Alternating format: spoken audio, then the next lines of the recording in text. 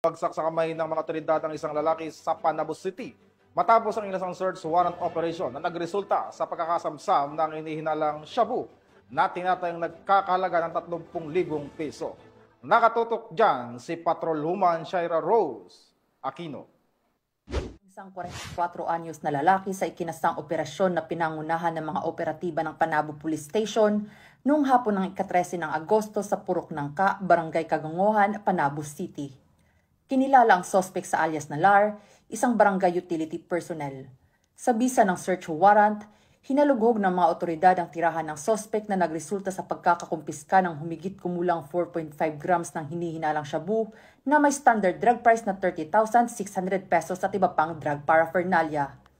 Si Lar pansamantalang nakakulong ngayon sa nasabing istasyon at naharap sa kasong paglabag sa Republic Act No. 9165 o ang Comprehensive Dangerous Drugs Act 2002. Sa pamamagitan ng koordinadong operasyon at mahigpit na pagpapatupad ng batas, ipinapakita ng kapulisan ang kanilang pangakong panatilihing ligtas at mapayapa ang bawat barangay. Mula rito sa Police Regional Office 11, ako ang inyong PNN correspondent, Patrolwoman Shaira Rose Aquino, alagad ng batas, tagataguyod ng Balitang Pulis.